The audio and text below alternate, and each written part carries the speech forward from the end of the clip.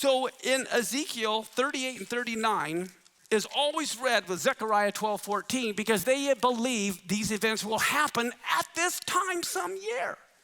That's why it's read. They're the half-Torah portion. Let's look at how God fights.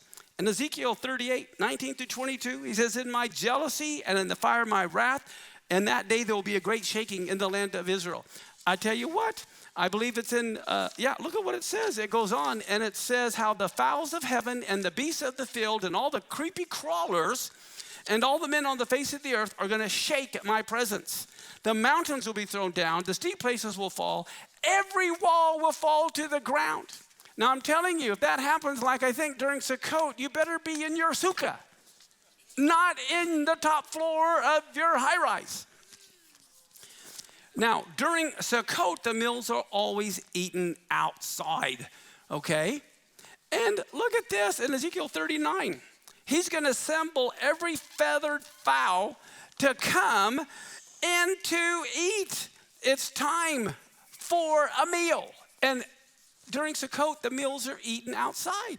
And he says, I'm doing a great sacrifice that you can eat the flesh and drink the blood. You'll eat the flesh of the mighty and all of that. Well, guess what? Revelation 19 is the same event where all the vultures come and eat everybody, which tells me, again, this is not the beginning of the tribulation, but the end of the tribulation that this battle takes place.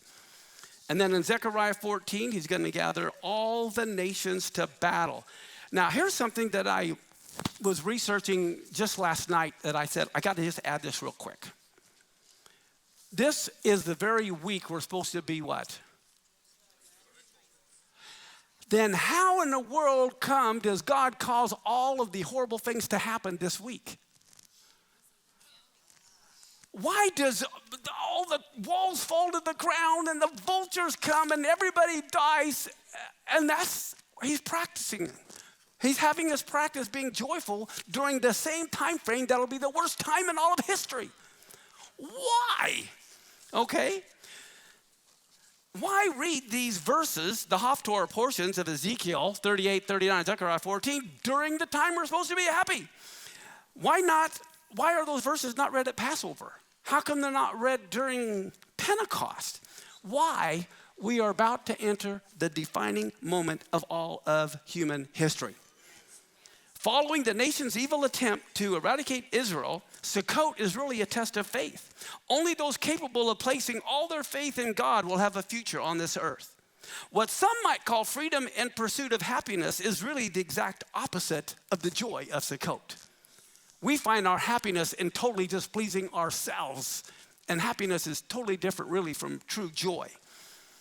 We have all that we need, everything we've been blessed with in abundance, okay, making this a very precarious moment. For when we have it all is when we tend to forget and take for granted the source of all that we have and delude ourselves into imagining that all we have is the work of our own hands.